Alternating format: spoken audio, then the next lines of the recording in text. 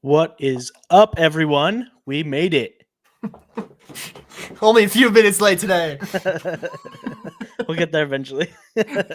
Someday we'll be punctual.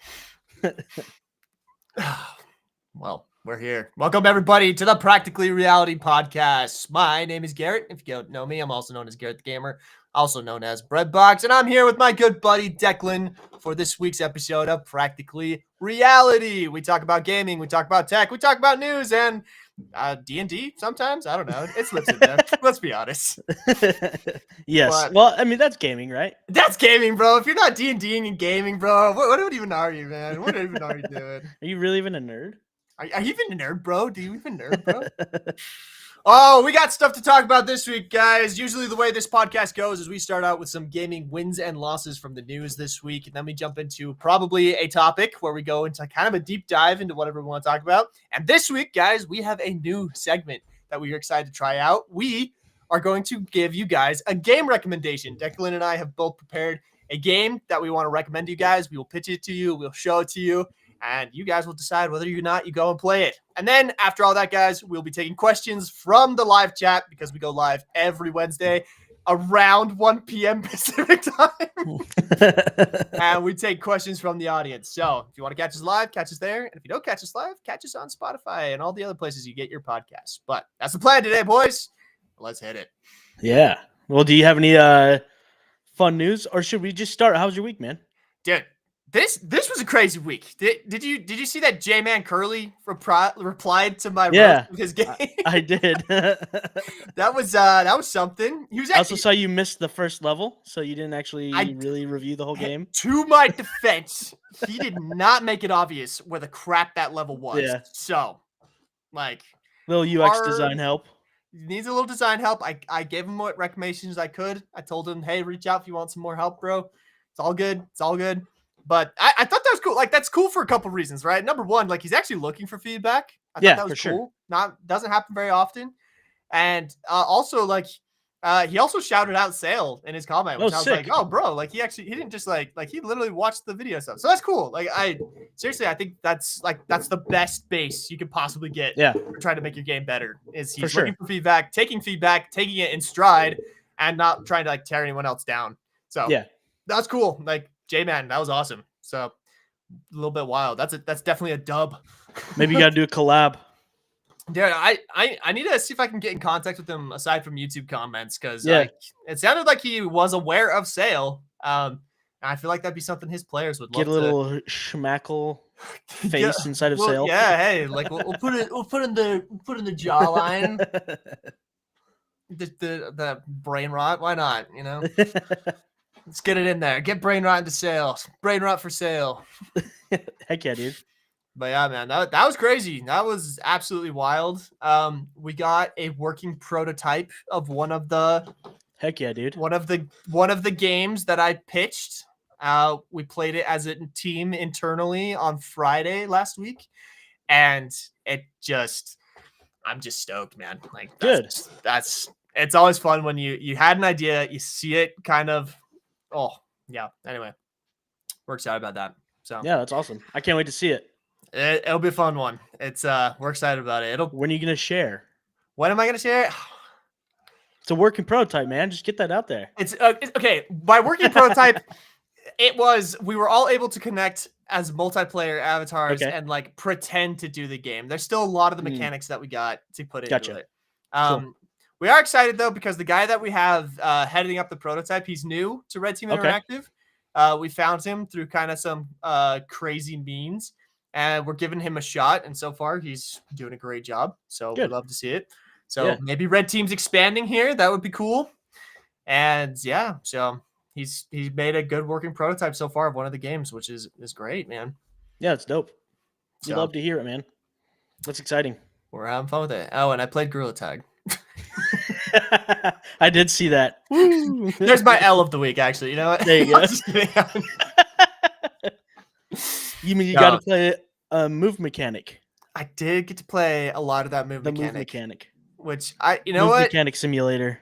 Dude, we could talk about this more, but I think Gorilla Tag gets a bad rap because, like, truly, Gorilla Tag movement is great. I love that mechanic. I think it's fantastic. But Gorilla Tag itself has gotten such a bad rap because they were kind of the forerunners of how to deal with toxicity in virtual reality. So they got that attached to them. But I had a very pleasant experience. They've enabled a lot of good tools, like especially for streamers and stuff. Good. Make it so that it's a comfortable experience that you can invite people into your game and stuff. We talked a little bit about this last week on last week's episode, with like the ability to have things so that like streamers can play properly, and like they did a good job with it. Like, we got lots of people in lobbies. We played some games. People showed me stuff. It was fun. It was a good time. There's a reason why it's as big as it is, you know. It's actually crazy. I went just exploring. They've added all these like levels and hallways and different things to do. Like, it's like, truly, they deserve to be the most popular game because it's actually one of the most expansive as well. They have so many mechanics. Like, they have a whole mod loader in the game. You can load in mods and stuff. And I was like, I had no idea. And they have like their own sandbox thing where you can go build your own whatevers. And I was very impressed. I did not realize the extent to which Gorilla Tag had been developed. So like, Gorilla Tag, my hat's off to you. No, that's awesome. I agree. I mean, we do rag on Gorilla Tag sometimes, but I remember being in college, and one of the things that we explored a lot were movement mechanics. Like We we did. tried so many different things, and some things sucked, and some things were okay. And games like I mean, what's the big one that was on Steam that came out? Half-Life Alyx. No, the one before that used the engine. It like is the one that introduced the engine. Bone Lab. Bone Lab. Yeah. Bone Lab made fun of the history of movement mechanics of VR, right? Yeah. There was that whole section of it. There's Like we lived through that whole era when we were trying to figure out how to move. And Gorilla Tag is, I mean, they did it, right? Yeah. Nobody else did it. They did it. So they deserve like so much credit for doing that. But I don't know. Yeah, It's you like- just I make fun of it because of the demographic of people that it has attracted more than anything else, Yeah, like almost like Gorilla Tag and like Re-Kid are almost like synonymous, right? Like, Yeah. Tweakers, but like the mechanic itself is fantastic. Like it's just I was telling this to my devs because we're like have been experimenting with like different movement mechanics.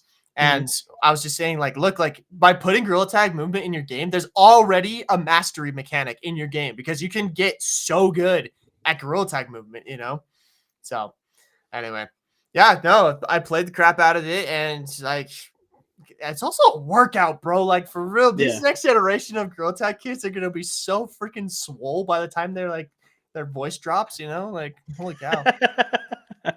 They've been looks maxing the entire time they've been in Gorilla Tag. But like straight up, if you put a little bit of weight on your controller and played Gorilla Tag for like 6 hours a day, dude, you would be yoked. Like, let's be honest.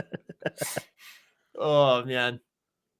But yeah, man, that was a thing. That was a thing. Well, this week I've been starting something new. I have 2 new things that I've been starting. One of them I've been playing around in Snapchat a ton.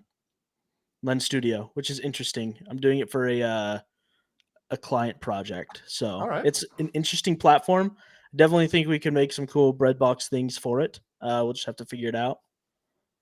And then the other thing that I've been doing, I started playing solo tabletop RPGs by myself. Instead of D&D with people, you play it by yourself. So this is the one I'm playing right now. It's pretty interesting. It's called Colossal. Okay. This book right here. So it's pretty simple. You use a deck of cards. So you pick your character, make your character, and then you draw cards from this, and it tells you how to make up the scenario that you're in. And then you just kind of write down the story for it. Okay. And then you write down what happened that day inside of this journal. So here's like a character sheet. I haven't filled out this character sheet yet, or this like journal entry, but essentially it's like a tabletop role-playing game, but you don't need anybody else to play with you, and it kind of helps you with world building and just imagination stuff. So sounds lonely and sad, but actually it's a lot of fun. So I'm not even playing D&D with friends. I'm just playing D&D by myself. Sometimes it's hard to get people together. I'm working on a one-on-one campaign right now with our friend Matt Bentley. Okay. I'm writing a campaign for me to just DM and for him to be a player. So I've been doing a ton of research for that, but I've just wanted to play too. So I started playing by myself, and it's actually like a really good creative outlet. And if you're into like learning about world building, it's a really cool way to get better at world building. Huh. That's interesting. Yeah. Okay. I see it. I can see the appeal. That's a cool dub. Very cool dub. Somebody said we need to play D&D together. I agree. I should write a one-shot based in the world of Sail. I'll make a Sail setting. Yo, that'd be interesting. We could do a role-playing game inside of Sail. I will play the role of our one lore character, Robert D. Uck. The explorer, professor extraordinaire. Yeah, we got to try it. I would do it. If you're interested in it, let me know. Maybe we could even get a couple of the people from chat in. That could be fun. That could be really interesting. I'm down for it. I'm down for it. Okay. We'll make it a thing, chat. Just let us know. Sometimes we do a post podcast stream, so could start turning into the post podcast D&Ding. No, D&D takes a little bit longer, so we'd have to plan. It's like 2 hours. I could do 2 hour. Could do 2 Do a hours. 2 hour session. I can't stream immediately after today's because I did unfortunately book myself out with meetings today. So I do have a meeting in an hour and a half with a fellow VR studio. I'm excited to see they wanted to get some thoughts from me on their current project. So cool. I am curious to see what they got cooking. I don't think I'm allowed to say who I'm talking to, so shh. But there's some cool stuff happening in the VR space that I've started getting hints and words of through my connections, and it's kind of exciting. Like, big things are coming. Cool. I love to hear it. So another dub. Got any L's on the week? I'm having a hard time thinking of a major L this week. I mean, the biggest L's I've seen are just studios closing down again. Like, it's sad, but it just keeps happening. Honestly, there was a studio that I didn't even know is still alive that got closed down. Which one was it? Oh man, it was a let me find it. It's a team that made a game that flopped, so I kind of thought they died anyway. Oh, there's actually the studio that I did want to talk about is Midnight Society. Do you know what that studio is? That sounds super familiar. I feel like if I hear what they made. So they were working on a first-person shooter game for Dr. Disrespect. Yeah. So when his controversy came out this last time, they dropped him. Yeah. And ever since then, it's lost all steam. So it was something that, like, during the NFT hype, they sold NFTs for exclusive cosmetics in their video game, and it's something I've been pumped about. It's a battle royale, but instead of like wide, it's vertical. So it's a very you're inside of one skyscraper, and the whole battle royale takes place inside of a skyscraper.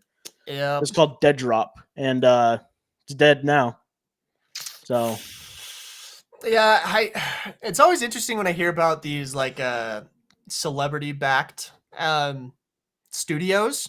Yeah. On one hand, like I totally understand it. As someone who has quite a bit of influence in the space, I like seriously, if I mention a Sail VR in a post on my channel, there's always an uptick in downloads the next day. Yeah. So like I totally see the appeal.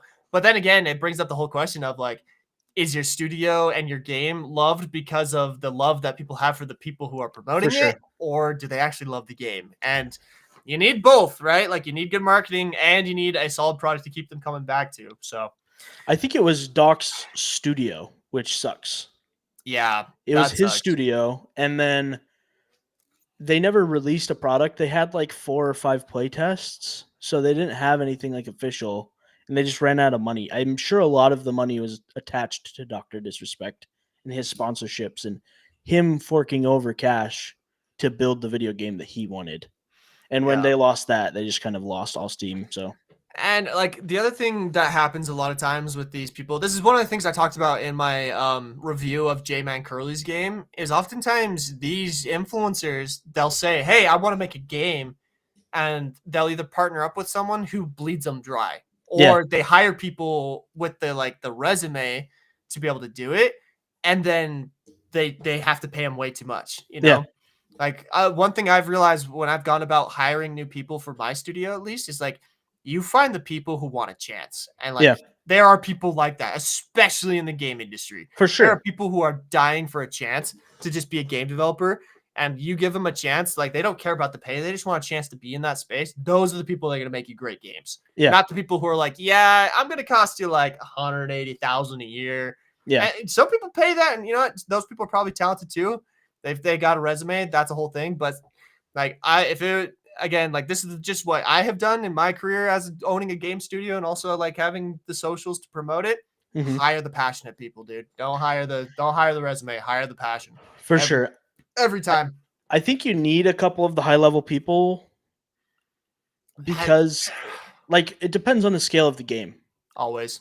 I think you need somebody with experience, though. And, like, if you are at the studio and you are, like, with your studio, you're the experienced person for the most part. So you can guide your studio, and you're involved. But, like, one of the games that I've kind of been following a little bit is made by one of my favorite YouTubers. We've talked about it before. Yeah, Oompaville? Yeah, Oompaville. So he just had to get rid of a couple people at his studio because they're trying to do a bunch of stuff over the holidays and didn't realize that it was bad timing for that. So he kept on himself and 3 other people, but they had to get rid of everybody else on their team because it just was bad timing and they couldn't find any publishers or anybody to help them out with their vertical slice. So they actually just started remaking the game. But Interesting. yeah, so I don't know. You want people that have the experience that can get you through some of those like hard learning times like this with him, and he has the experienced people. But if you're gonna be like the, I guess, celebrity attached to the product, you want to be involved with it too. You do want to be involved. I mean, I feel like I come from such a unique perspective on that because, like, I did build the game at Yeah. first. And, like, if all of my devs were to suddenly leave me, I could probably keep those games alive to an extent. You know, it would be much, much slower and it would not be, like, as big and as bad and as fast as we've been making things, especially for Sail VR. But, like, Yeah. you know, I probably could keep those games afloat. But again, it's like, that's a unique perspective because I can literally chip in on code and stuff. Like I've jumped into several calls during a week where Yeah. I'm just like, yeah, here's like we could do it this way, you know. This is the other thing I've noticed with like these high level guys is oftentimes they over engineer crap, dude. Yeah. Like a lot of game development is sometimes you just got to get it working. It doesn't matter how pretty or optimized it is. For Sometimes sure. it's just got to work. That's just development in general sometimes, you know? Yeah, but like you get these people who have got again, this is like the difference between like indie studios and like, you know, the AAA titles. Like the AAA titles, it's like it's got to work, it's got to be optimized, it's got to work with all these other 10 million moving parts that are happening. But when it comes to indie, it's like, fetch, if it works, who cares what it looks like on the background, you know? Just like ship the dang thing, you know? Yeah, definitely. So, that's another perspective I have, which I love that side of things. I love just like getting something to work, like just get to the fun as fast as possible. Whereas freaking AAA, dude, it's just it ruins game development. It really does. I don't know. I've never actually worked for a AAA studio, so I don't know. But from like again, third person like looking in, it's just kind of like, it's not what it is. So I think you need both. Honestly, you do. You need a healthy AAA environment for an industry to be successful because they funnel so much money into it. And then you need the indie devs that continue to push the like development on the back end, like the innovation. And I feel like both of them are important. And like we talk about AAA games, like there are a lot of them that suck, but there's so many of them that are good too. Oh, I know we always criticize the bad ones, just in general as people. We always criticize the bad ones, but we never really talk about the good ones because there are just so many of them. Which is why we are now including a recommendation part of this podcast where we're going to start showing off the ones that deserve it, you know, because there are games out there that deserve it. And you're right. We do. It's easy just to bash on people, but there are people who do a great job. And I think that kind of segues us into the thing. One of the things I want to talk about today, the new Battlefield trailer. Did you see it? I haven't seen it. No. Does it look good? First and foremost, like let's catch ourselves up to speed for a little bit. Battlefield 2048 had one of the worst launches in history, right?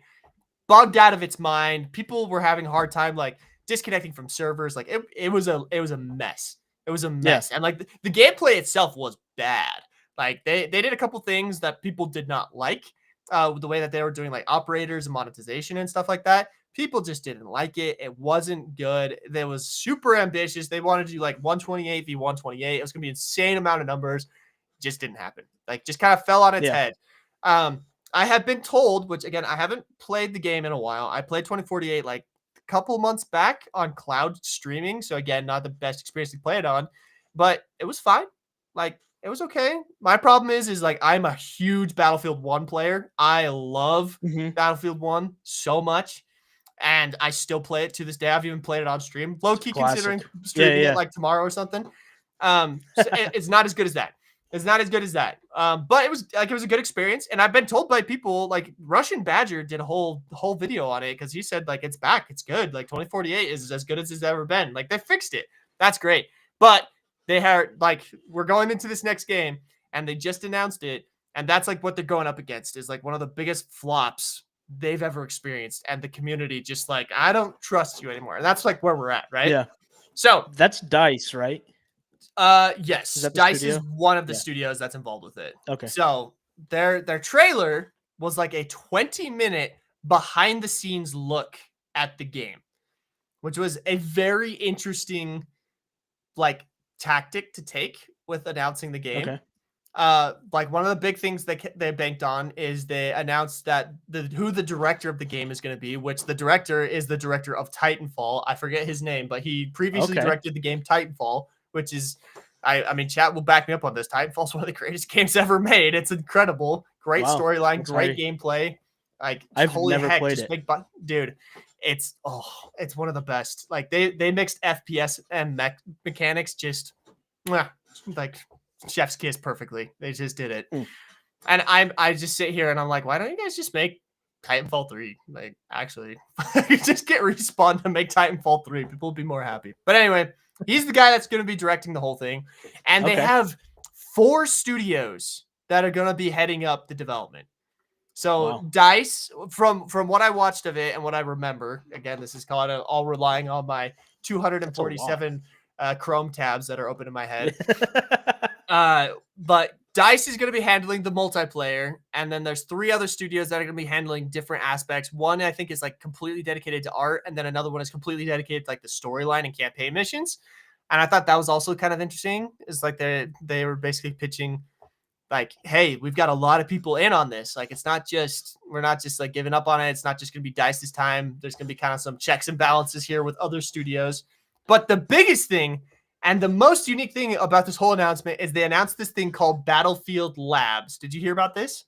They are going to test publicly all of the game mechanics with players from the community before the game that's ever cool. launches. That is so smart. I love that. It is the first time I have ever, in my recollection, seen a AAA studio say, we're going to basically early access this before we release this game to make sure it's what the community wants. And it's awesome. Like, I'm stoked about it personally.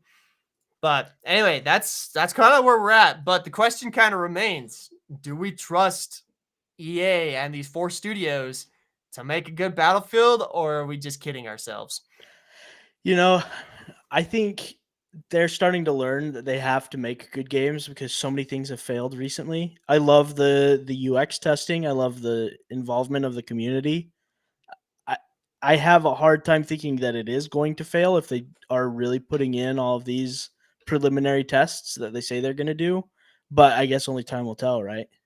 I mean, it will be interesting because like they did show a little bit of alpha footage of like the game, and they backed off of like again, this is from like the pre-alpha footage. Like they looked like they're going back to a very like almost realistic milsim, which when I was playing Battlefield like Bad Company way back in the day, that was kind of the appeal of it. Is it was like it was a simplified milsim, you know? It was realistic enough with like the realistic. It was the only game I remember back in like this would have been 2012, 2013, that had like realistic bullet drop and stuff. And it had like tanks and those big battlefields with like realistic destruction. Like you played Battlefield because you wanted to do like big battles and stuff, you know? Yeah. And like the appeal for me of Battlefield 1 to this day is its simplicity and just like the beauty of that game. There's not excessive UI. It's very immersive. It's beautiful. Like freaking Battlefield was released like what 10 years ago, and to this day, it's still one of the prettiest games. Yeah, like Battlefield 1. It looks like, and again, this is just pre-alpha stuff. This is me being hopeful because I have at some times in my life been a huge Battlefield fan. Like it looks like they're going back. It looks like they're going back to their roots. They're trying to build another realistic milsim with the modern stuff, and they're gonna test it. Battlefield 1, like there was always that battle between Call of Duty and Battlefield growing up, right? Yeah. Battlefield 1 was the game where I made the switch to Battlefield. It was so good. That was the year that Call of Duty released Advanced Warfare, and nobody liked that game. Nobody liked that game. Like that game was trash. Like nobody wanted to be able to double jump in Call of Duty. Like what was the point? And so literally, like I've watched a really cool marketing analysis of this where someone said it was like literally 2 weeks after Call of Duty announced Advanced Warfare, the Battlefield 1 trailer dropped. And the Battlefield 1 trailer is like one of the most viewed trailers of all time. It's iconic. Yeah. And it was so good. It has the Glitch Mob remix of Seven Nation Army, and it's like World War I. Awesome.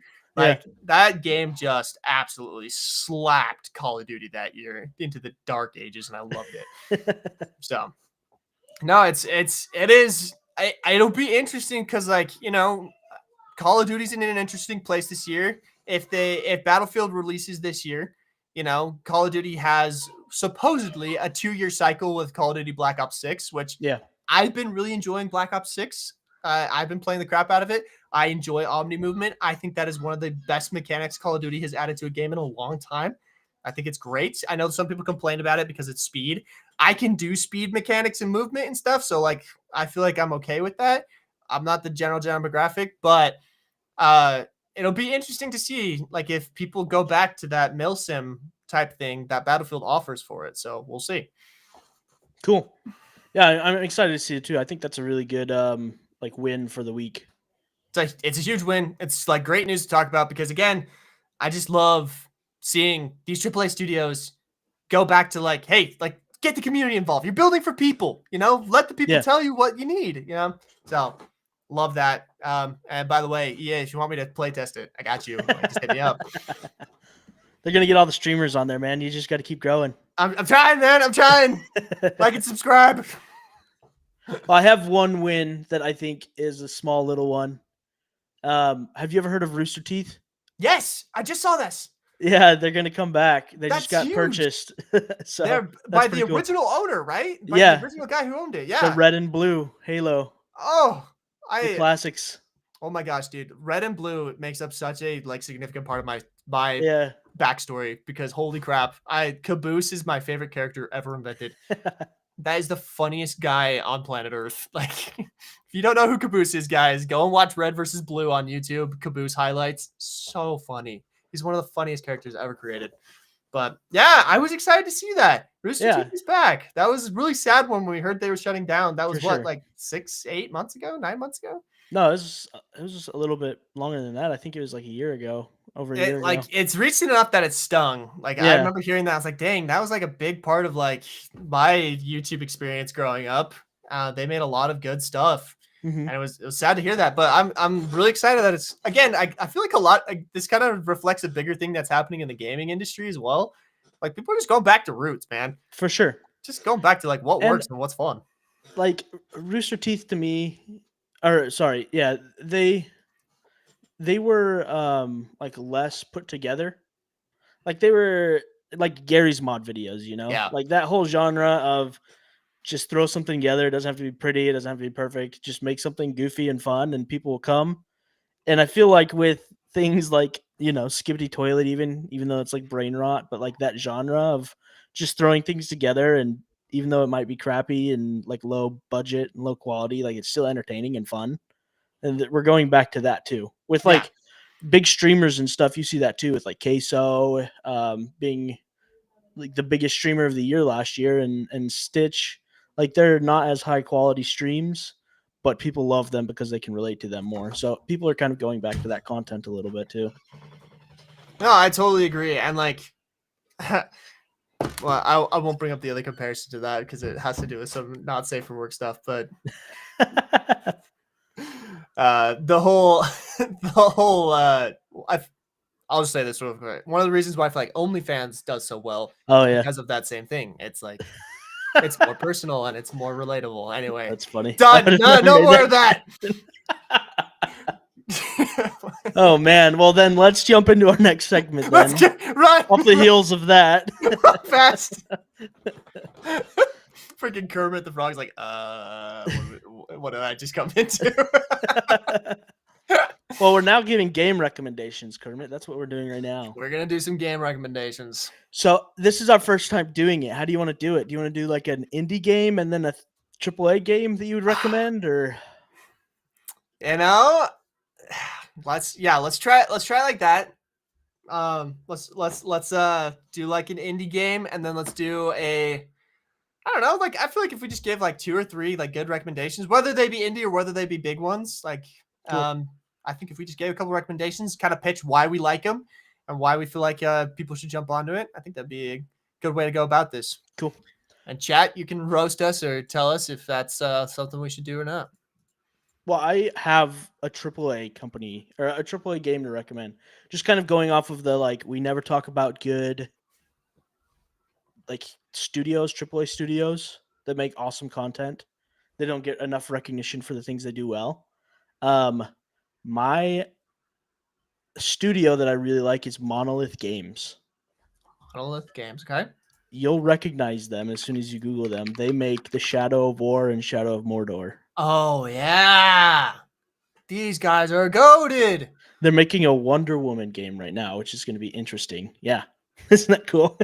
What? Yeah, dude, that's amazing. So, I would say my first game recommendation. They're both a little bit older at this point. If you guys haven't played, it's like PS4 era. A lot of computers can still play them. But Shadow of War and Shadow of Mordor. Shadow of Mordor being the older title, where it introduced something called the Nemesis system, which Absolutely is something incredible. that they patented. Essentially, Absolutely what you do is you can kill the orcs in Mordor that are a part of Sauron's army. And when you kill a member of Sauron's like leadership in his army, it shows like that the character dies on their giant grid. But then if you lose, then the orc gets promoted that killed you and is now a part of Sauron's like greater army that he's trying to. So I spent the first like 20 hours playing that game, not even playing through the game, just experimenting with the Nemesis system, trying to clear out all of Sauron's army before it regrew. So it's a really fun system. All of the characters are super smart, and definitely worth playing. And then Shadow of War just kind of expands on that whole idea and makes it even better. So you're taking out giant kingdoms instead of just like parts of the army. It's like giant. You go into a giant kingdom. You try and put orcs as hidden people inside of their kingdom hierarchy, so you can take over a captain and make one of their captains one of your guys. So when you get to the kingdom, they like switch sides. But then there's also a probability for them to switch back to the other team when you're with them. It's so much fun. It's like all dependent on like how you've treated them. Like yeah. Oh my gosh. It remembers everything. It's incredible. I borrowed that game from our friend Matt Bentley in college, and I borrowed it for like 9 months because I did not want to give it back. It was so much fun. My brother and I played it, and like we were just obsessed with like, exactly the same thing. It was like building our army, like conquering, and like just like the mechanics. Like there was literally this one POS, like I can't remember what his name was, but he had this freaking name, and like I was mad at him because he was literally like my nemesis. Like he defeated me in battle. He was promoted, and then he started taking over my cities. And I was like, this guy's a pain in my butt. Like one of the I love those mechanics. I too can highly recommend Shadow of War and what's the other one called? Shadow of Mordor. Shadow of Mordor and Shadow of War. Fantastic games. The Nemesis system is one of the coolest game mechanics. I actually feel like it's the stupidest thing that they patented it. Not really. I understand why they did it. It makes sense from a business perspective. But like I want them to do more with that.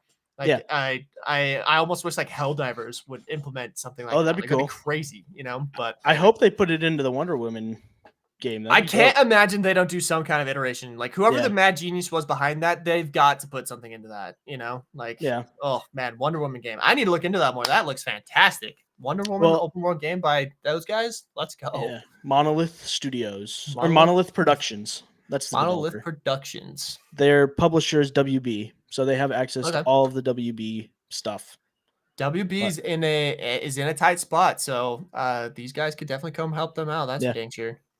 And I just looked up the pricing. Shadow of War is still $50 on Steam. Crazy.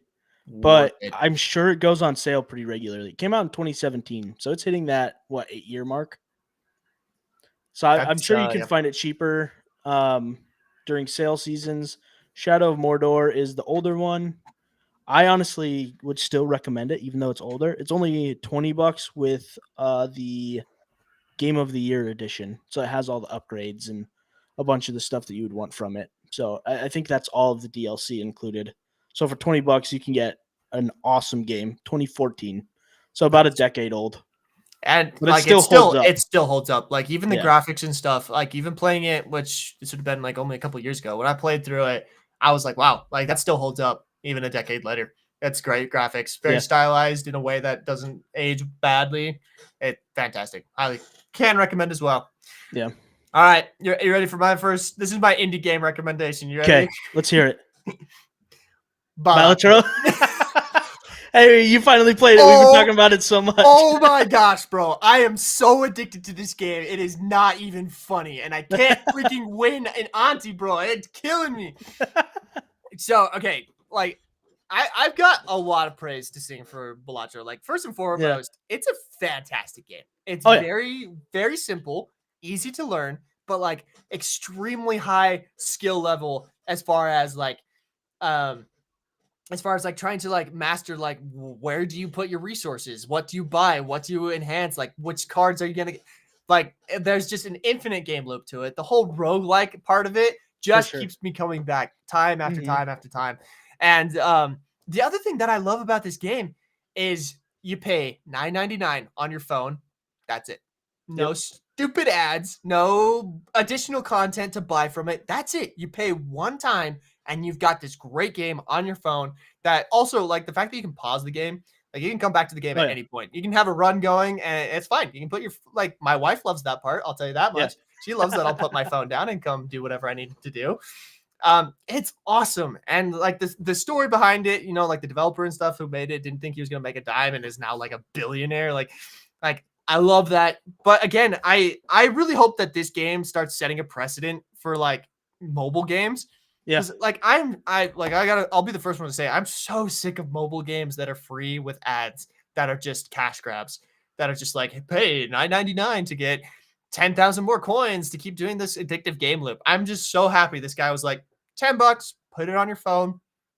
You have the game. No ads, no additional content. That's the game. Enjoy it, play it, do what you want with it. I love that so much. So that's another reason I would recommend it. But again, it's a solid game. It's tons of fun. Well, Kermit asked about Apple Arcade. You can get that for free, actually, with Apple Arcade. There you go. There's no way to get it, boys and girls, if you're here.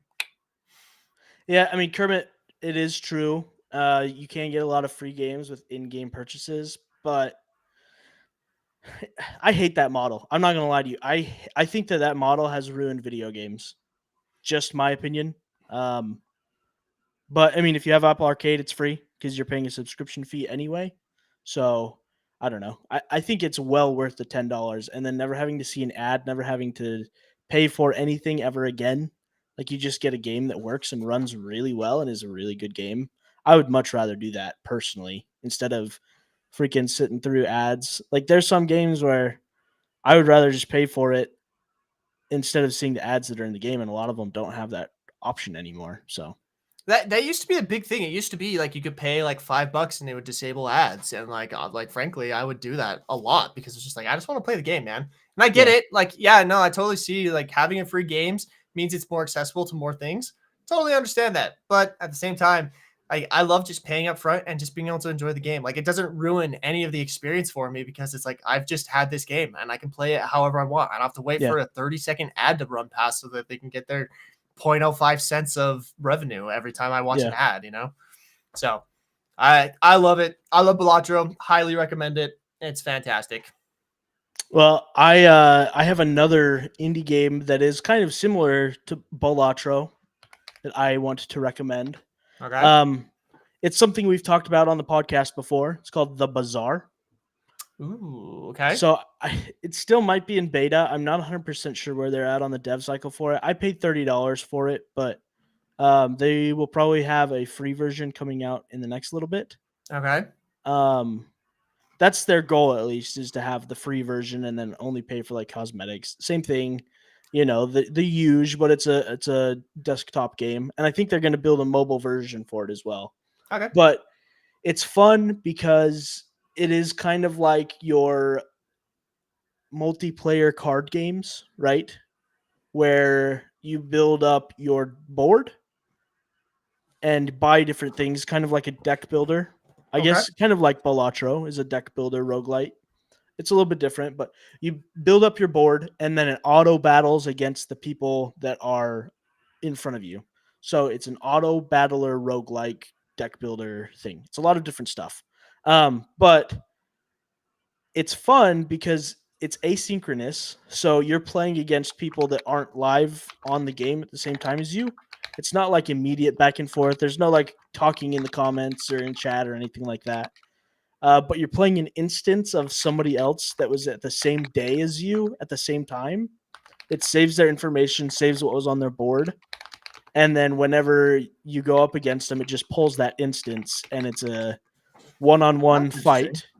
But then it gets rid of it. So nobody can ever play against the same instance of another opponent as you can, which is really interesting to me. It's a completely different way to do multiplayer where you don't have to have two people live simultaneously at the same time. It's really PvE, but each environment character instead is another player whose information was saved. I think that is such a novel idea. I think that it's a really cool concept. And it makes me want to build something that uses that type of a system as well. It's a lot of fun.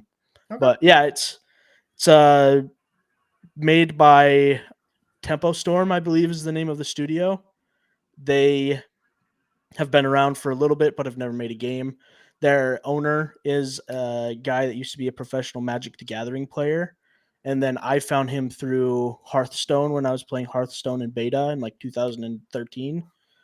He was live streaming Hearthstone back then. So it's a really cool game. I've been waiting for it for like 6 or 7 years, and it has lived up to all of the hype. And if you want to watch content on it before you play it, there's a YouTuber called Retromation. He does roguelikes, and he does a video for Bazaar every single day because ever since it came out, that's all he's played. Like, he used to be a variety streamer, but he loves the Bazaar so much.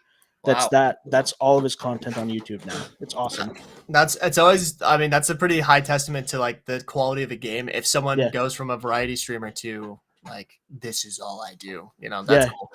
He's gone 100 episodes straight. So wow. Okay. All right. Speaking of like long in development games, you showed me that Danny commented on Oompa's this video. That's kind of crazy. Yeah, so go for it. So Oompaville is creating that game, Black Forest. I forget what it's called. Let me look it up real fast because it's a cool game, and I want to like support him. Oh, Black Pine Incident Response. So it's a game where you're playing with a group of 4, and basically you have a client. You have to go do a bunch of stuff in the forest, like cut down trees and build different things. But it's a horror game, so there's a lot of like Bigfoot or Wendigo type creatures in the forest that are trying to hunt you down. So it reminds me a lot of the VR game that has the ghosts. I can't remember what it's called off the top of my head right now. You know what I'm talking about? The Phasmophobia? Yeah, it reminds me a lot of Phasmophobia, kind of like that type of game. But you're doing other things, like other tasks inside of the game. It looks like a lot of fun, but they just had to restart the whole thing. So he just made a YouTube video about it, and the top comment was Danny saying like, "Hey, your ragdoll physics look awesome." That's what he said. But it's just funny to like be watching Oompaville's video, like, oh man, it sucks that they're restarting. Like, it's awesome that so many people are here to support him. And then the first comment is Danny. I was like, oh my gosh, I got to send a screenshot of this to Garrett. It's crazy. No, I have Danny to thank because he was a big reason why I started posting on YouTube because I loved watching his videos. And so like I started posting self-VR content because I was like, oh, maybe I could be like Danny a little bit, you know? So like I am just waiting. I know one of these days he's gonna come back to the light and he's gonna be like, behold Carlson, man. And it's gonna be great. But like, it's cool to see, like, he's obviously still active, you know. I just think he's taking a good long break to actually make Carlson this insane game. So, you know, I don't know if he's making games anymore, man. Really? I feel like what he was doing was not sustainable as a game developer, right? I've pushed through some pretty crazy deadlines where I'm working tons of hours. And if he really worked as much as he said that he did on Carlson or on his videos, because there were days where he was working hundreds of hours, or not days, but weeks where he was working hundreds of hours to get stuff done for a YouTube video. And like, luckily somehow he had the algorithm work for him, because that's not normally the way that the algorithm works on YouTube. It's the beginning but of it worked. Rod, that's why. But I don't know. Like, I have been burnt out multiple times because of that type of a schedule. I can't even imagine what it would do to you if you're working on that for like multiple years in a row, just full on dive, hard. And then as soon as you're done with that, all right, I got to come up with the next idea. Like, it's got to be super tiring. Oh no, absolutely. And like I can totally relate as someone who was a solo dev for a long time. Yeah. What I'd be willing to bet happened is like he finally had a snapping moment where he's like, I can't keep doing this. Yeah. Right. And I truly hope that he went and got the help he needed to deal with I think he has.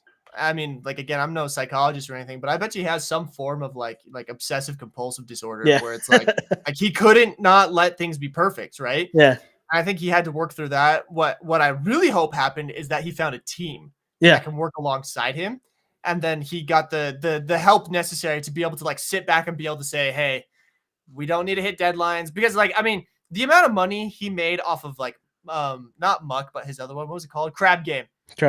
He made probably tens of millions of dollars off of that game. You think so? Oh, it's just cosmetics, right? Just cosmetics, but there's his rarity system that he implemented with it, and the way that he integrated with Steam's inventory system, which allowed for like trading and whatnot. Incredible, right?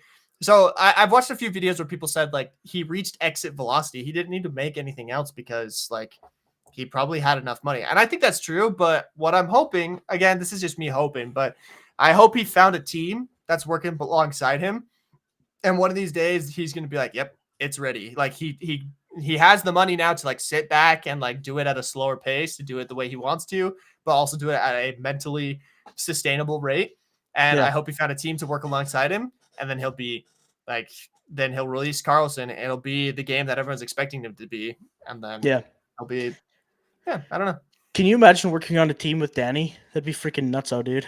I don't know if it would be as nuts as you think though. Like I just think like I've met people like Danny before. Yeah. Like people who are just geniuses when it comes to game design. And a lot of times like they put out one image to like the YouTube and the storefront, but like when they're down to like working, like they are just locked in kind of people. And it's actually kind of cool to work alongside them. Yeah. Like the guy who's behind the game Yeeps, Jack, he's like that. Yeah. Like like you meet him and he's just like this chill, like super funny guy.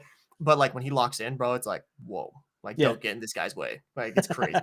So I don't know, but I wish the best for him because like seriously, he was a huge inspiration for me, Danny. I love to see him still active here and there. Yeah, for sure. It's good to see. So I hope he didn't give up because he created like, have you ever played his VR game that he made? Yeah. It was incredible. Is that the one where you hit the ground and the little guys pop up? Yeah. And you could like grab rocks and throw it at him and like people would come and attack you. It was great. Like what's the game that used to be on the mobile game? Do you remember what I'm talking about? Akron? No. It was it was an old mobile game. Pocket God. That's what it reminds me of. Yeah. It was great. That was great. Taxolotl asking, is that Churchill? Yeah, don't get in Churchill's way, chat. When Churchill locks in, holy crap, that guy cooks. We should get some of my devs on here to talk. Yeah, I'd love to get some of them on here. I'll talk to Churchill. He's the lead dev for Cell VR and pretty much everything going on at Red Team right now. We should get him on here and talk through it. He's the coolest guy. Like he does everything. I'd love to sit down and chat. We'll do it. I got one more game recommendation. It's a AAA title. Okay. Well, I guess kind of AAA title, but I cannot recommend Helldivers enough. Oh my gosh. Oh my gosh. Like Arrowhead Studios deserves all of the praises, man. I love that game. They just released a new War Bond where you can get a trench shovel and you can literally dig. People, I've already seen fetching trench warfare against the automatons is going down. That's crazy. Now. It's amazing. It is so incredible.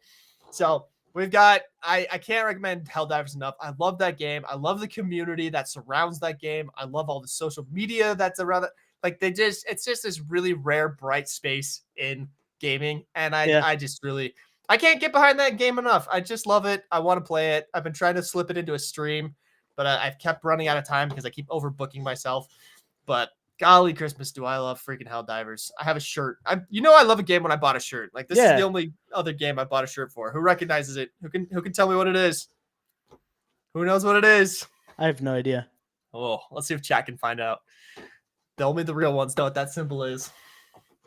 Someone will get it. I know someone will get it. It's so obvious. But there's only a few games that have ever inspired me to buy a shirt, and that's one of them. I think you wore that last stream. I did wear my Held Out shirt last stream.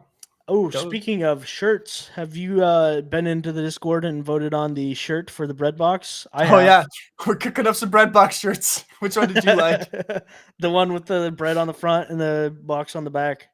Oh, dude! So our good buddy Connor Searing, he whipped those up for me, dude. They look awesome. Did you see the pink one? The Discord didn't like it as much as the other ones, but oh my gosh, I love it so much. Yeah, I didn't like it as much either. I like the regular one. I like the retro wave. That could be like a fun. I'm such a like limited release. I'm such a hippie for like retro wave. That's one of the reasons I made that game Hard Drive. I just love that style, dude. It's so cool. I'm probably still gonna put it out there, but yeah, we are voting in the Garrett the Gamer Discord, which there should be links to it somewhere. We are voting on t-shirts, guys. We're making some cool ones. I really do like that Breadbox logo. That is so funny. Didn't that turn out so great, dude? Like, oh, Connor's a god, man. Does he have any socials? We should really shout him out. Yeah, get him on here. He'd be a fun one to get on here and talk one afternoon. Yeah, we should definitely get him on here. He's got a cool history in the gaming space as well. Yeah, he was he did his internship at Riot Games working on Valorant. And made a concept for guns that got put into the game and are cool as heck. Accidentally. So cool. And aren't you two cooking something up? You and him? Yeah, we're working on a small studio. It's called Manic Fox Media. Manic Fox Media. Yeah, love it. We worked on some logos a while ago, but haven't finalized anything. Our fans are going to be called the MFers. That's why we picked Manic Fox. Love it. But we have a goal to release a game on Niantic Studio every other month this year. Maybe, if it goes well and we want to reach out and do other things, maybe we will expand out of Niantic Studio, but we're going to start there. And we're recreating a clone of Doodle Jump. Nice. It's going to be run on the web. And it's going to be in the style of actually this book right here. Look at that deity. What am I looking at? That's crazy. It's a monster from this book called Shadow Dark. Okay. I've been sending him a ton of concept art. Him and I both love crazy weird stuff. Let me find a good piece of art inside of this book. But we both love crazy weird art styles, and so I've been sending him tons of fun references. So this is a black and white. It's all black and white. But if you look, it's super gory, ton of viscera. There's rot and decay, and so we're gonna make Doodle Jump in that art style, you're escaping from hell. That's gonna be the concept. Is you're somebody trying to escape from hell, and all of the little bad guys in there are gonna be skulls and little demons, and it's gonna be fun. So that'll be our first little thing, and we'll see how that goes. Connor and I have cooked up fun concepts for years. We've never been able to just sit down and do it, but I think we're going to finally both dedicate the time to sit down and just do it this year. You guys pitched that funny urinal game, and I thought that was the funniest thing ever. Well, that's one of the reasons why we want to do stuff on Niantic Studio, is because we want to make games that are free, games that are easy to get to. So you just go to a website on your mobile phone and it'll work on your mobile phone. But then our goal is to make stickers and sell those for money, and then have a QR code on the sticker that will redirect you to where the game's at. So you could put these stickers all over cities, wherever you want, put stickers with QR codes on different things, and it would take you to a video game that you can play. And that would kind of be how we would monetize it. So that sounds fun to you guys. Let me know. And I still really like that idea. It'd be fun to just take art assets from the video game and turn them into stickers and try and sell them to get people to our video game and create a little cycle.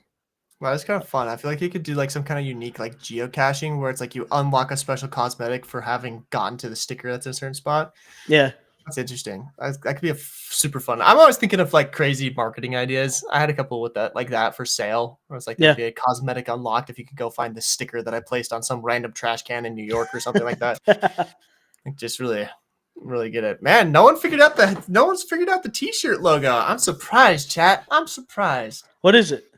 It's UNSC from Halo. Oh, okay. Yep. It's so good. Oh, I love Halo. Halo Reach, man. That was a pivotal game for me. That's when I knew I needed to become a Spartan. So still working on that. Yeah, I can't wait to see.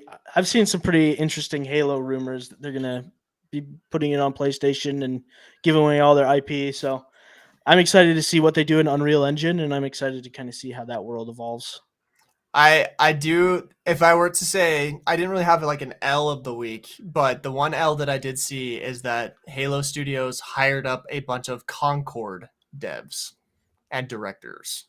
Concord was the hero shooter that was turned off 3 weeks after it went live. And so that's concerning to me in a lot of ways. I think that the directors are more concerning than the devs. Yes. I don't think the game was bad. I don't think it was poorly polished. I don't think it was a bad quality game. I just think it was a bad direction for a game. It was too safe. Yeah. So. Yeah, I mean, like Marvel Rivals, like I gotta hand it to them. They knew their audience and they embraced it, and like it's paying dividends. Yeah, for sure. And Concord is the exact opposite, where they played it safe and it's gone. Not memorable. Yep. So I don't know. I don't love that hearing that for like Halo, because like obviously I'm a huge Halo fan. I would love to see like good things happen from it.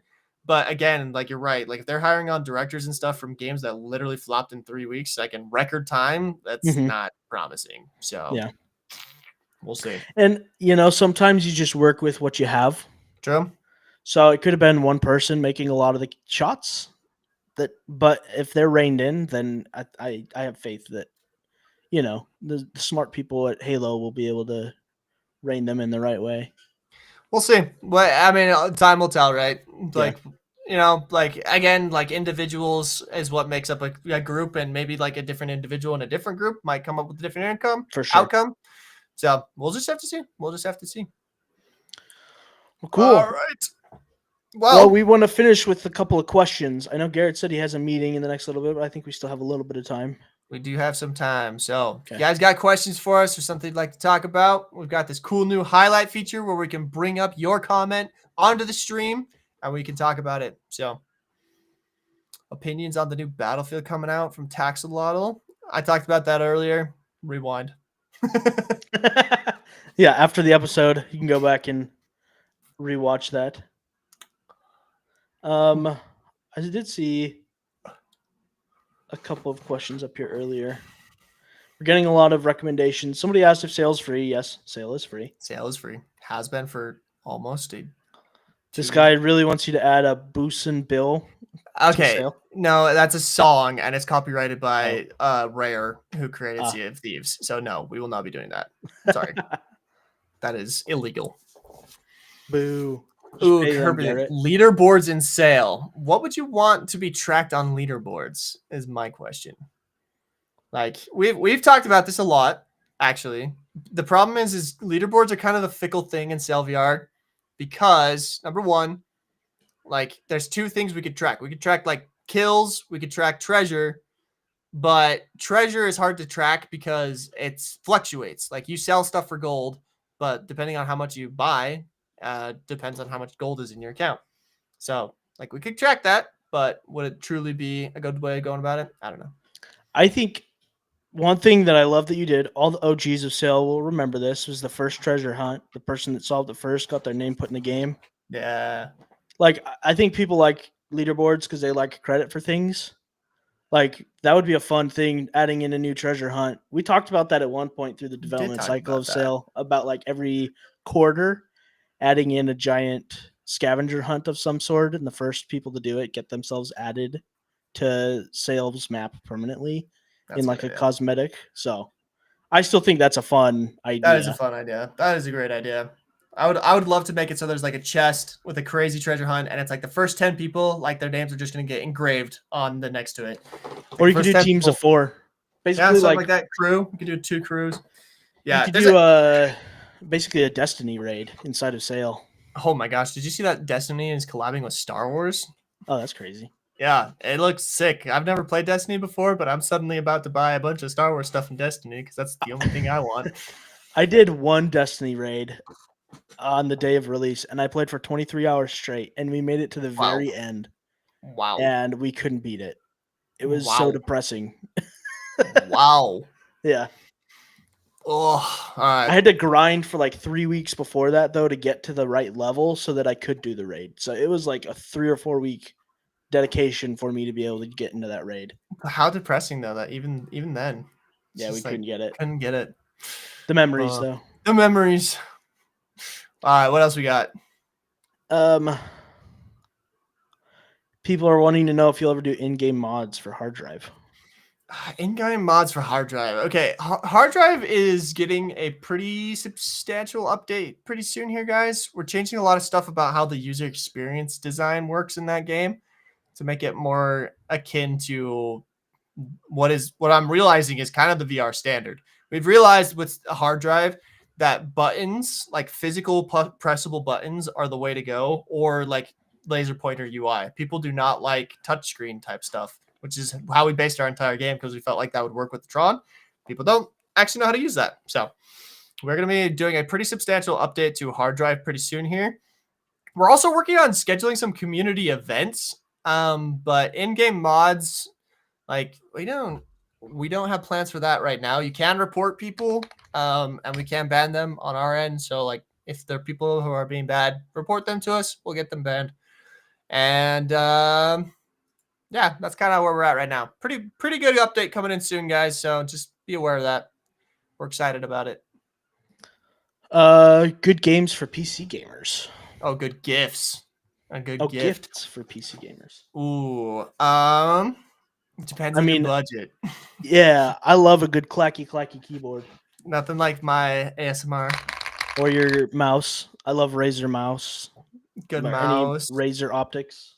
Kind of an easy one that's kind of universal is like a what do you call them? Key mat? The keyboard mat? No, mouse mat. Yeah, like a mouse pad. Yeah, I have a giant one. Yeah, those giant mouse pads. Those are fantastic. I love those. There's so many cool designs out there, and they get disgusting after a while. So like if you got a friend or whoever who's a gamer, like get them a new mouse pad. They'll appreciate it. It's always fun to freshen up your stuff like that. Yeah. Usually Redbox t-shirt merch. Redbox t-shirt coming soon. Asterisk. But yeah, no, I definitely go with the mouse. Someone's asking what mouse you got, Declan. This is a Death Adder. Ooh. That's a little bit older, so it's a Razer Death Adder Pro V2. Ooh. I play a lot of League of Legends. I have for many years. I would say I played a lot of League of Legends. I haven't in a while, but this has the 2 side buttons, which I love for hotkeys and stuff. So yeah, I've been using that one for probably 6 or 7 years now. I've used 2 or 3 brands like SteelSeries, and Razer's just always been my favorite. I love the ergonomics of the mouse. So it's a good one. Let's see. Do I have a VR game? Do you have a VR game, Declan? I don't, unless you count Self-Aid Arcade. Self-Aid Arcade. I haven't been in Unity in years. I had a company reach out to me recently asking if I wanted to, get back into Unity, and I thought about it. We'll see. I have a lot of things that I like to make. I would probably not develop a VR game first, if I'm being honest with you. I've made VR stuff, and I think VR is a lot of fun. But I've been getting more into just like simple desktop games. So that's kind of, I really want to master the idea of game development for 2D and 3D games first, and then dive into VR. So I think game design, though, is really where my heart lies. I love designing the games. I don't mind programming. It's not my least favorite thing in the world, but game design, I think it would be a lot of fun, and it's just fun to make stuff like that. I always tell people anyone can design a game, but can you build it? Yeah. Yeah. We're lucky that we have the skill set where we can do both. Yeah. Yeah, that's fun. But man, does Self-Made Arcade even work anymore? I think you can still sideload it. I never pushed it up to App Lab, but I was proud of a couple of those game modes we created. That Tsunami Runner, I'm so proud of that game. I love that. Maybe we should revamp that one. Dude, I'd be down, honestly. If we wanted to revamp Tsunami Runner, make that thing multiplayer so you could like run alongside people and like push them into the tsunami. I think that'd be hella fun. I still think a mini game in VR would be a lot of fun. Mini games. Yeah. There's something there. WarioWare is one of my favorite like Nintendo games. I think it's so silly. Like the whole Mario Party idea with the mini games, but just silly versions of them. And that's what WarioWare is. I think something like that would be a cool idea in VR. But where did I see that? I did an interesting. Well, I had one of my employees do an interesting analysis of like the VR marketing space, and I feel like party games was kind of a rising genre. So I feel like networking was really hard, and something happened in the last couple of years where networking has been more available to people to get multiplayer things created. I don't know what it is, but there's definitely like number one, there's a lot more tutorials. Yeah, like that makes sense. Like you can literally, there's a great tutorial on YouTube if you want to make a Gorilla Tag clone. Like there's a guy who made a perfect tutorial that will walk you through every step of the way, and by the end of it, you will have a fully functioning Gorilla Tag clone. Cool. Like there's tons of tutorials. Also, I like to give a lot of credit to Normal VR, who created Normcore. Mm-hmm. Yeah, like that is a fantastic asset for getting multiplayer rapidly into a prototype or game. That's what we use behind Sail and Hard Drive. It's fantastic. The team is fantastic. I know a lot of the founders and whatnot. Cool. And they've been so great to work with because they work in VR. Again, it's kind of the specifics of VR that make it difficult. And so working with people like that has been great. So I love Normal. They're fantastic. They've done great things for us. And again, like speed, like they just offer speed of getting multiplayer into that stuff. So yeah, that's awesome. I think, multiplayer would be fun to work on again. Does Normcore, is it only for VR? You can do it on other platforms as well, but like their bread and butter is like they have VR. Like a VR rig you can just drop in and you're in, and just like that. So it's nice. Yeah. So. I think something that I've learned recently, and this is kind of going off a tangent, I really want to make a multiplayer augmented reality game. But multiplayer for web sucks so bad. Yeah. I hate working on web multiplayer stuff. I feel like Photon is probably the best solution. So I think you can do multiplayer through Photon on the web. But just figuring out a networking system for multiplayer on web games is so hard. Yeah, there's a game that I play sometimes. It's called Eggsploder. You ever heard of this? Okay. Yeah, I think we found it together. Yeah, we found it and we played the crap out of it. It has fantastic networking. But it's a full-on Call of Duty clone with eggs. Yeah, like, it's fantastic. We should do that in chat after the stream one day. That would be hilarious. Jump into eggs. I jumped into it the other day because I was like trying to remember what the game was, and I jumped in, and like I used to be pretty good at that game. Holy crap! Like they added so much to it. I'm impressed, and it runs completely in the browser, which is another crazy thing. So, yeah, that'd be a fun one. That would be a fun one. Bread and butter. Not a bread box reference. I think we've talked about this before, but which one do you want to make personally? The problem is, so this is actually the funny thing. I am the most excited about Monsters and Mazes, closely followed by Z-Route. Okay, like those are the two games that I put the most amount of thought into.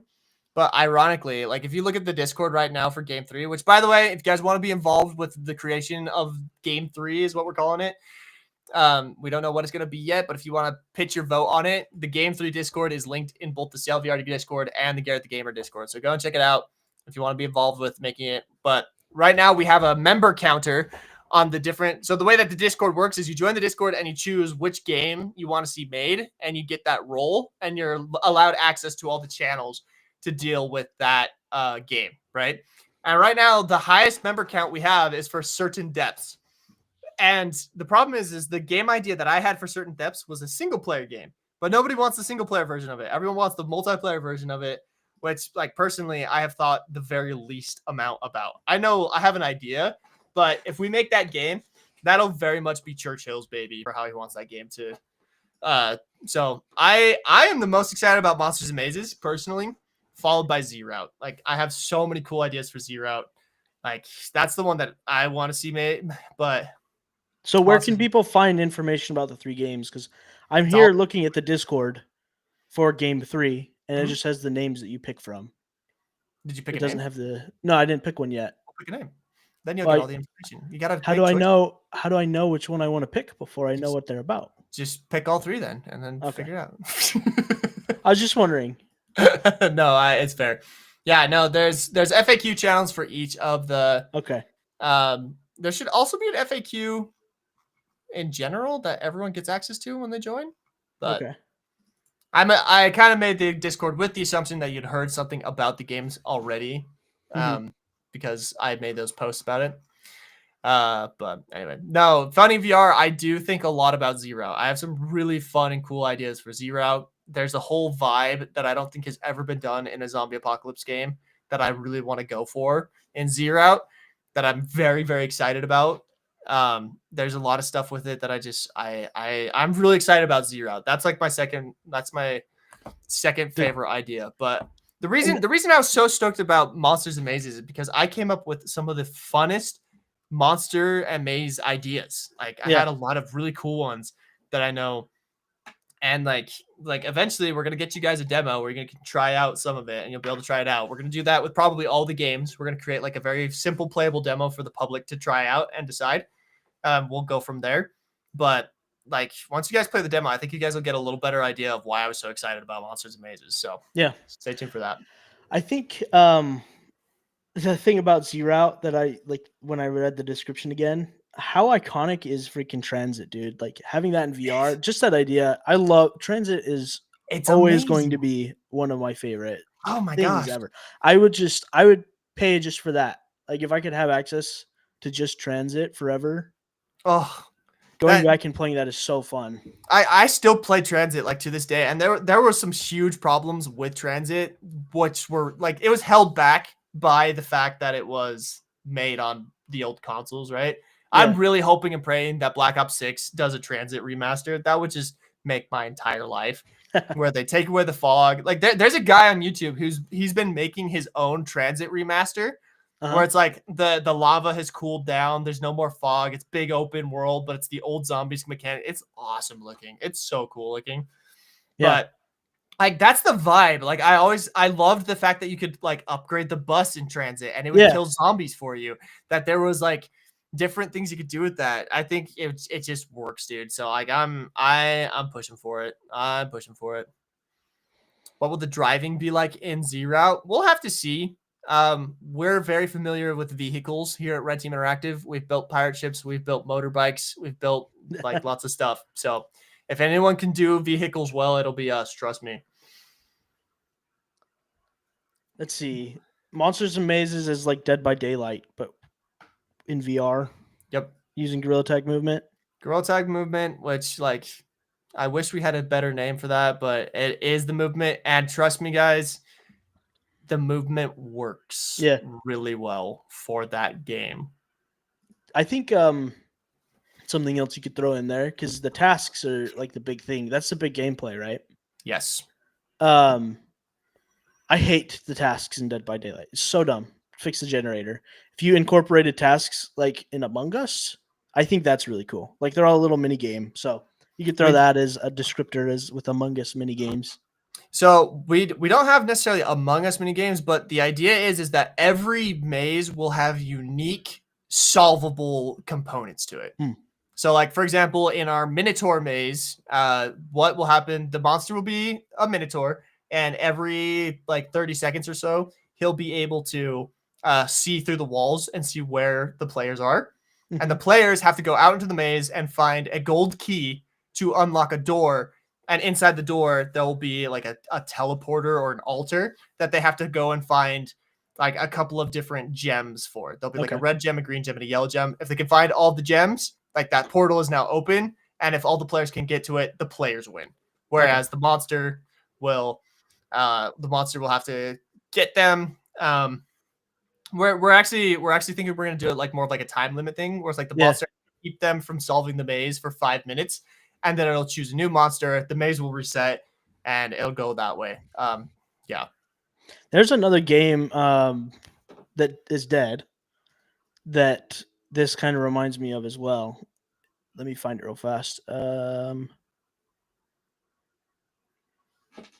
Add wheel support for Zero. Not Dying Light.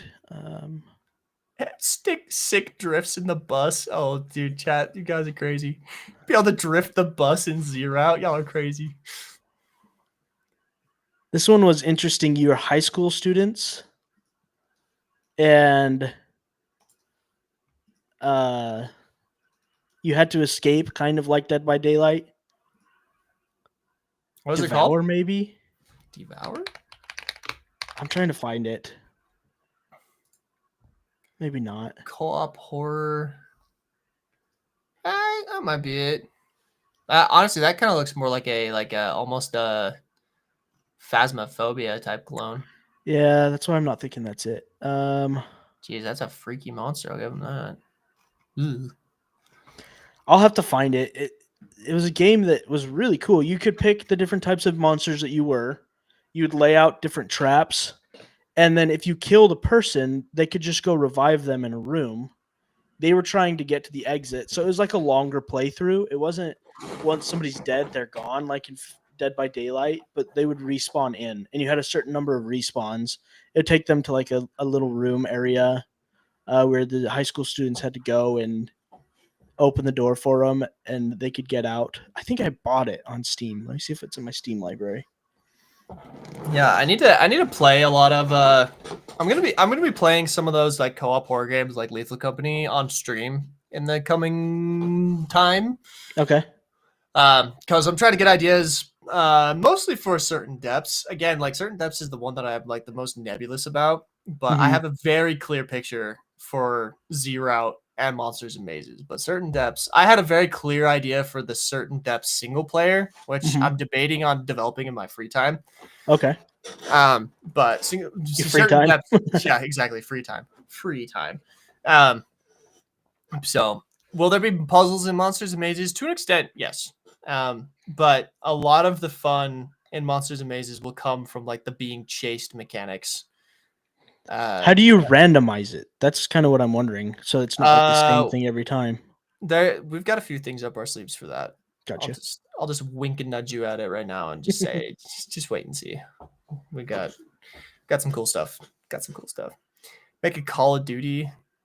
How do you call a turkey with 2 legs? What do you call a turkey with 2 legs? Uh-oh. Certain depths would be super scary. LOL, IDK. I why people want to be in a submarine underwater in the dark with monsters in VR.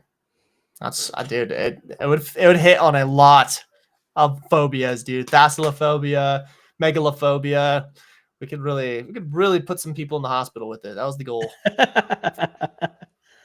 It's always a good goal. It's funny though because like I don't play horror games. Like, no, you don't. I'm a big baby when it comes to horror. When you said you need to play some horror games, I was thinking, yeah, like that's the social horror games are easier for me because like again, I play the crap out of like the old COD Zombies, which were horror to an extent because like I could do something about it. But I hate those games. Like FNAF, Help Wanted in VR. Oh my gosh, like that is like the worst thing in the world for me. And yet, like I want to make a game like it because I'm so intrigued by how like scary it is to me. That's weird. I've got a very interesting cocktail of mental illnesses that create interesting things. Anyway, I tried playing Animal Company on stream, Kermit. It was a disaster. I could not mute the screamers, and I would have gotten banned if I had stayed in that lobby for another second. Holy crap. Do they not have muting? They do, but it is the worst muting system I have ever encountered. You have to hold to mute someone. So it's like a 3-second process for all of the players in the server. There's like just add a mute all button. For the love of all things holy, just add mute all. And the problem is every time a new person came into the lobby, I had to go mute them too. So it's like I just constantly had these squeakers, and there's no way to make private lobbies that I could tell. So I was just like, well, this is broken. It's good. It's a fun game. I've played that game with my team before. Like it's a lot of fun. I do like that, but anyway. I feel like if you did Zero, it should be Pixelated Monkey Locomotion. No, Zero will be same locomotion as Sail.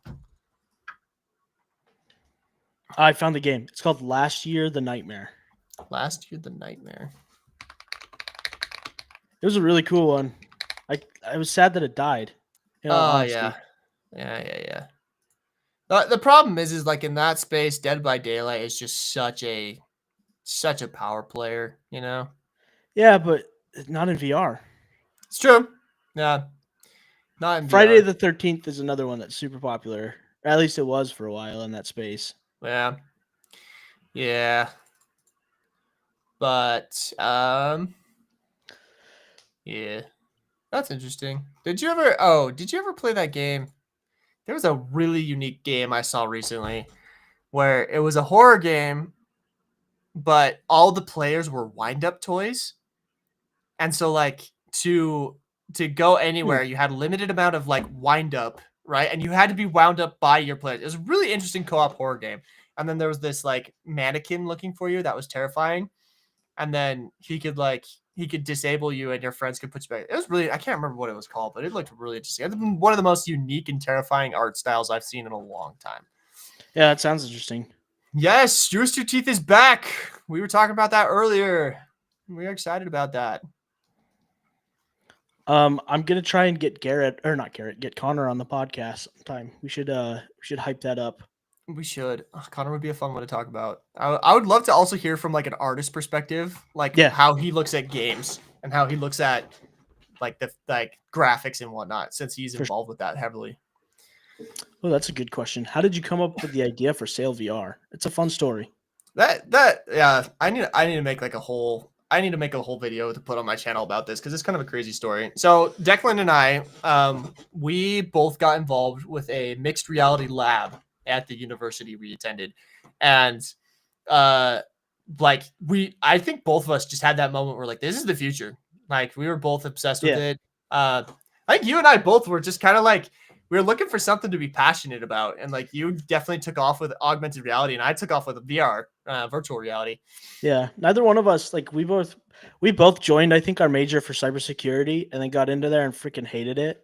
So I was like, well, now what do we do? We're kind of stuck.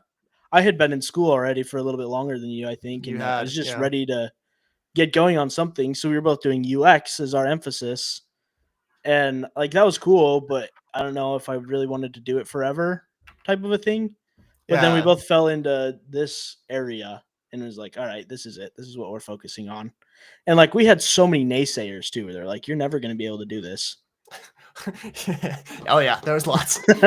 But yeah, like I don't know. So like the way that it happened for me is like I jumped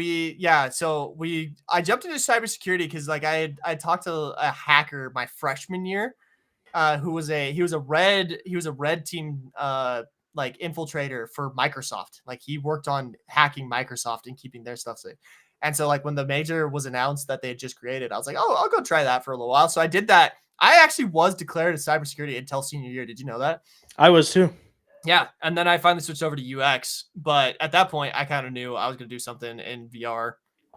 Because I had started getting other jobs in Unity around campus. But yeah, so anyway, like we worked in this mixed reality lab. And basically what happened was we got exposed to everything in virtual reality that was pretty much available consumer-wise at the time. Like we had the Rift, we had the HTC Vive, we had what was that augmented reality one? Magic Leap. Magic Leap 1. We had tons of stuff, and we did a lot of research in like user experience design, trying to just figure out virtual reality. And then we were in that lab when the original Oculus Quest was released. Yeah. And we got one as a lab because obviously like we wanted to mess around with it. And like that to me, I was like, this is the future of gaming. For sure. Like, I just had that moment. I was like, this changes everything. No wires. Like, being able to play full on games with no wires in virtual reality, game changer. Well, it's like re-immersing for the first time. Yes, because like we had played everything with a PC attached to us, and it was limiting. Like we played the best games. We played Half-Life Alyx. We had played, all this stuff that was available. Beat Saber, Echo. We played everything, but it was limited by how far you could move. And the Oculus Quest totally changed that.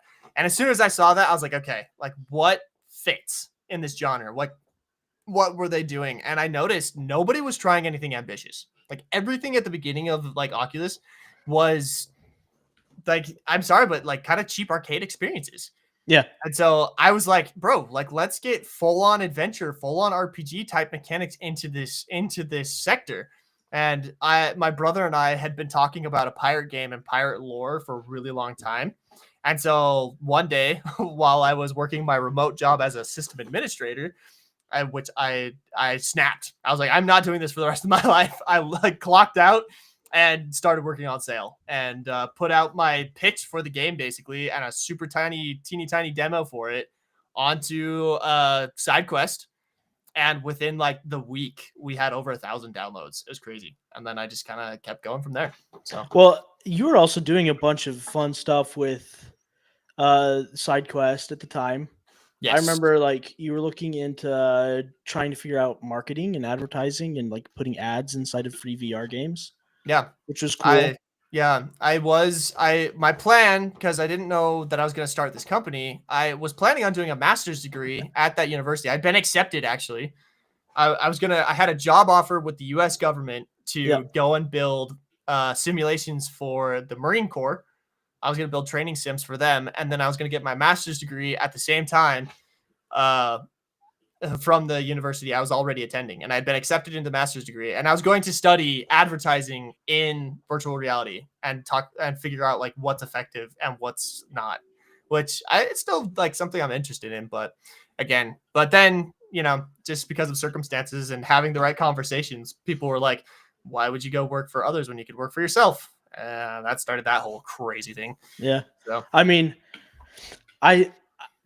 Garrett and I had a lot of late night conversations at that time period too. I remember because I was working at a studio that was making XR stuff, and I was pitching to them that we should try and do sale with Garrett, like the first iteration of it, the alpha. And they're like, yeah, we might. They didn't really know where they were going at the studio either. We were doing like AR marketing stuff at the time, but we were open to kind of doing whatever we wanted in XR. So we were doing some Unity projects too. And I was like, hey, Garrett, they already knew him from our senior project, but I was like, hey, Garrett's been working on this for a while. Like, we should at least hear him out and maybe help him find a studio if we can't work with him. So we did calls with Continuum, and then we had that other call with that other studio, the Tree, whatever.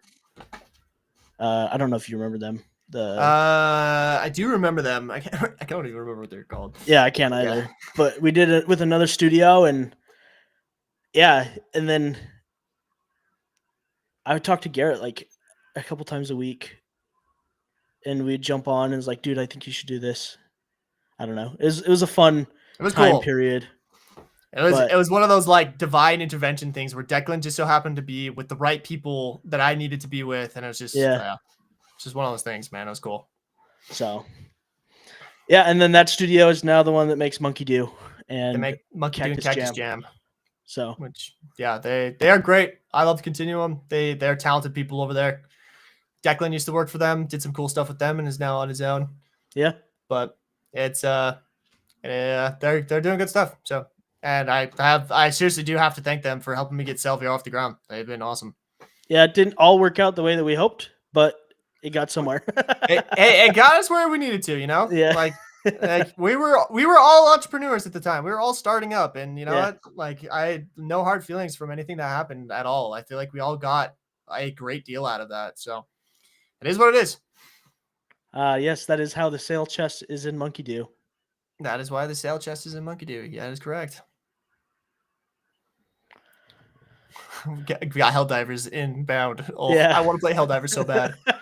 Oh, this meeting better not take very long because I am for sure jumping into Helldivers tonight. Oh my gosh. Let me know. I'm going to be working late tonight, so I'll put you on stream and maybe I'll jump in for a round or two. Dive. keep my brain rot on the side there. No excessive brain rot, chat. All cool. Right. Well, I think I got to go, but it's been fun. I too should probably get ready for this meeting that I'm going to be on. So, yes, that was the Practically Reality Pod. Kind of a long one today. Yeah, we got to go back to our hour-long chats. We got to keep ourselves to a time limit. Goodness.